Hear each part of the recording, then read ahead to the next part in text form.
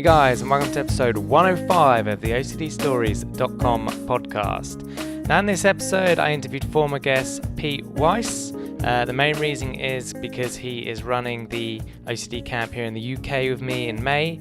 So I wanted to get him on to talk about the camp, to talk about his experience over the last 10 years of running them in the States. To obviously plug the UK camp I'll be running, but also to inspire people to get out more in nature, to camp more. It's something that gives me a lot of enjoyment, going with my friends and camping. Really means a lot to me. It's some of my best memories, and I find connecting with nature helps. So it's not just to plug my camp, it's just to plug nature generally, and it's one of my, at least for the time being, one of my life missions is to spend more time in nature and help others do the same. There was a bit of calendar issues, so we only ended up doing a chat for about 20 minutes, but it's entirely my fault, not Pete's. So there were some questions I couldn't ask, but basically we asked questions around so spending more time in nature. There's a quote he has on his site about there is no certainty, there is only adventure. I asked Pete what that means to him, the things he's learned and the benefits he's found from taking people into nature. And I also asked him if he's ever come across a Sasquatch or Bigfoot in Seattle, is where he's based, and he had a good answer for that. But yeah, I enjoyed, as always, chatting with Pete. I am very grateful to him for running this camp with me. If you want to attend the camp, applications are open. They close in just over a week, and you can go to theocdcamp.com. That's theocdcamp.com. And I just hope this episode motivates you, inspires you to just spend a tiny bit more time in nature and maybe go camping, if that's for you. Hope it helps. Welcome back to the podcast, Pete. Hello, Stuart. It's good to speak to you again on the podcast, I should say. So we're going to get into a bit about the camp and talk more about that because, of course, you're coming from Seattle for it. But my first question is, what are some novel ways to increase your time in nature? Because I feel a lot of people, they have this grand idea of getting into nature, but I think it's much simpler than that. And I just wanted to see your thoughts on it. What are some novel ways to get into nature? Yeah, or increase your time in it. Okay. Well, it's a really important question, I think. And it's interesting that it's even a question. It certainly highlights how much time most of us don't spend in nature. Yeah. And it's the word novelty immediately comes up for me as well, because I spend 99% of my time in civilization. So we might have to define nature too. Is nature a public park that's not too far away that has 3 trees in it? It certainly can be, I think. And many of us don't have the luxury of being able to access nature, I think, in the way that you don't see any civilization or hear any civilization in a really easy way. So I guess I'm kind of answering my own question about it, that it's challenging and that it's very difficult to do it. I think one has to really make it a priority. There's an effort to get there. Yeah. It takes time.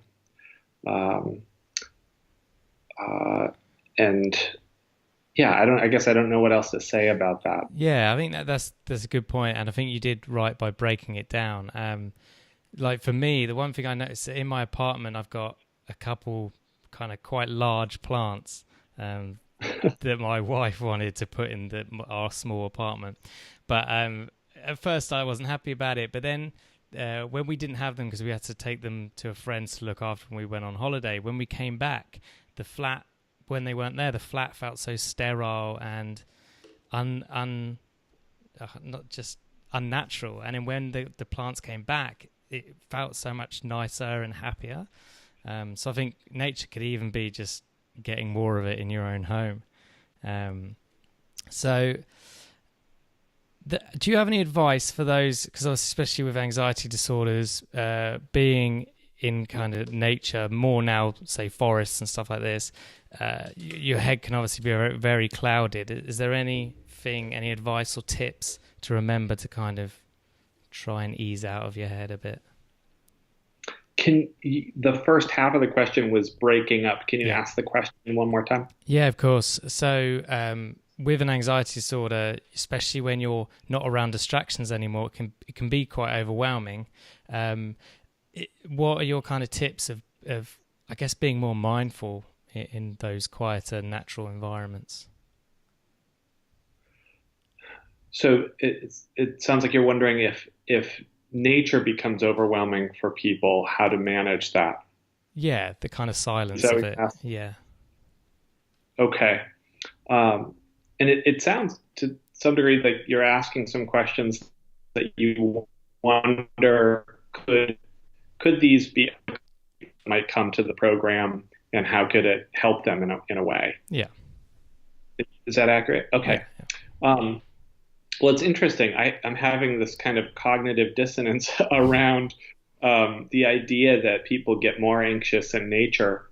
In my experience, this will be our 10th year running the program, that although people, when they're thinking about going to the program, might be anxious about, do I have to go to the bathroom in the woods, or, what's it going to be like to use a porta potty?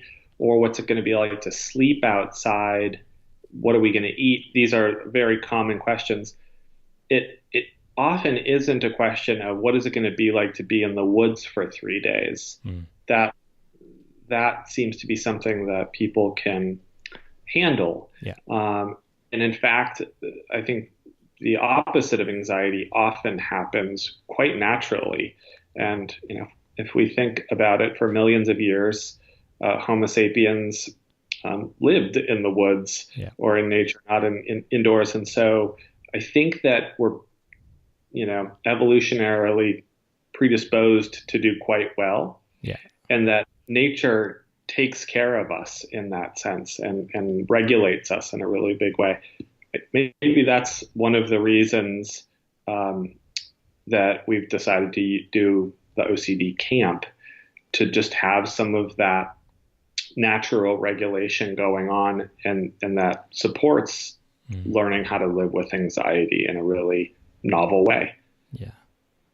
Yeah, good answer. I like it. Now, towards the end of the interview, I always ask sort of fun type questions, and I wanted to add one midway through, which is because you're in sort of the North America, where there's a lot of woodland and big forests is where humans don't really go. And the question is, have you ever come across a Sasquatch?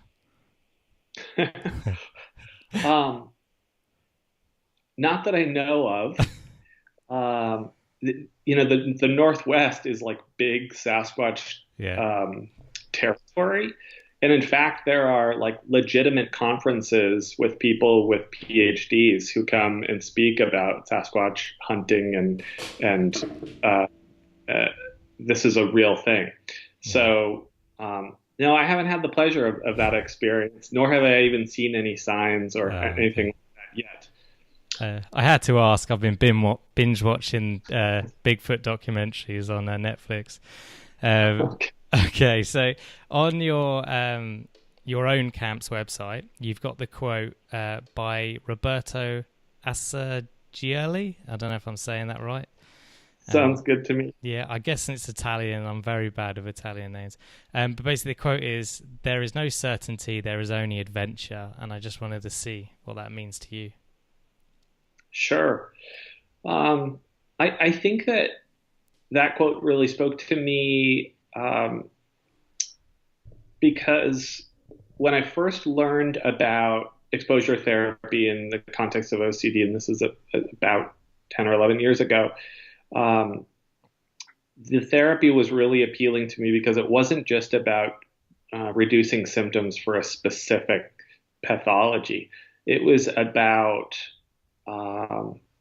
sharing a way of living a life that I think can apply to anyone, even somebody without anxiety, that is a personal value of mine, and that is to experience life. and that, of course, unless we're going to be pretty limited and secluded, there's going to be adventure the second you step out the door, so to speak. And that's really exciting. And I think what part of human existence is for me, and what I love to share with others as well. And it just fits seamlessly into treating anxiety, because it is always about pushing oneself and creating some sort of life expanding environment versus, letting anxiety shrink somebody's life. Yeah, no, I love it. So from your experience of running the camps in the States, that is, what are the key benefits you've noticed for the attendees? Well, I think that has always been normalization. It's just there's something incredibly powerful about bringing people together in a safe place where they can feel like, oh, wow, it's incredible to hear somebody else's story and hear that it's so similar to mine. And that's, I think we had all sorts of fantasies about what the program could be before we started, but we actually took data and did pre and post inventories about what it was for people. And that's consistently been the thing. It's just been a very powerful experience of getting to know other people who have a similar struggle.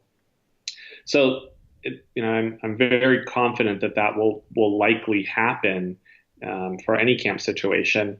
Everything else, the setting, the activity, it's somewhat intentional. It should be fun. It should be adventurous. It should be novel, and it should also lend some opportunities to be at least somewhat uncomfortable, because there's something that bonds a group when we're all uncomfortable together. Yeah. And these are arguments that I have with other therapists all the time. It's like, how uncomfortable do we make it? And that's always a balancing act that, of course, you can never get perfectly right, because everybody has a different level of comfort zone. Yeah. Yeah. No, that's good. That's good. I like that. And so I guess just two brief questions now. What are your hopes for the camp, for the UK camp, that is? Let's see here. What are my hopes? Maybe my primary hope is thinking about you, and that this is your pilot program. You're starting it off, and that it's incredibly exciting that somebody else is taking this on. And I know that there's been a couple programs that have tried to get it going in the States. I'm actually not that familiar with them. There might be some program out there in the States that's been going for years that I just don't know about. Yeah. But I have heard of somewhere they've given it a try. They seem to be, more times than not, in a clinical setting. And so it's really exciting that you're kind of branching out and trying something that is still pretty novel. And so I'm really hoping that whatever help I can offer and assistance will support the idea that this could keep going on. So I'm hoping to make sure that you're having a good time and that it feels really useful to you. Yeah. Because I think that it takes one person's dream and creation to keep manifesting it over and over. And if this is the thing for you, then that would be really wonderful if it kept going. Cool. Yeah, no, I appreciate that. And I guess you've pretty much answered my next question, but I'll ask it anyway, just in case you have a different answer, which was, why help me create the camp? I think I did just answer that question. I could go back to the first question too, because that was just a piece of, I think, what you were asking about that I could answer more about. And that is that for the participants, I would want the same thing that we do for our program too, not just the normalization, but to have a really rich and valuable experience that they take with them that hopefully comes from this place of feeling like you're in a really safe place. Yeah. I think that's the paramount thing, hands down first thing that we're going to try to create. And we do that, the second that people get there, and continue to create that culture all the way through, and that's the offset to this idea of, at the same time, we want people to be somewhat uncomfortable. We don't want people to be uncomfortable in certain ways. We want them to feel emotionally comfortable, like they're accepted for everything who they are. And that just sets them up to be vulnerable in a way that they can talk about their experience in a really genuine way. And the more that people can be genuine, that becomes contagious to everybody else. So establishing that will be a really important piece to what we do. And I feel like when that's done, you're more than halfway there, because the playfulness of what unfolds will happen much more naturally as soon as people can be themselves. Yeah. All the other stuff around talking about OCD, sharing stories, then it almost just becomes a cakewalk. It's easy to do at that point. What I found is that when we create that culture, people push themselves. If it's, we're talking about doing exposures and they're actually doing exposures and facing their fears, push themselves way more than if we had somehow finagled them or done some sort of external pushing. They'll go way farther than we would have ever imagined they would, or that we were going to try to set up for them when the culture is set up in a safe way. Yeah. Yeah, no, thank you. Sorry. Thank you for going into detail there. And it was obviously just a brief interview that I wanted to get you back on to talk about it. And, I hope that this brief chat has inspired people to spend more time in nature. And for those that want to attend the camp, hopefully it's inspired them to do so. I think it's going to be good fun, and I'm privileged to have you doing it with me. I can't wait. Hey guys, I hope you enjoyed my chat with Pete. Hopefully there's some good information there for you. And if you're interested in coming to the OCD camp, head over to theocdcamp.com. That's theocdcamp.com. You'll find all the information there and application form. And a quick disclaimer, this podcast is not therapy. It is not a replacement for therapy either. Please seek treatment from a trained professional. Until we speak next time, take care.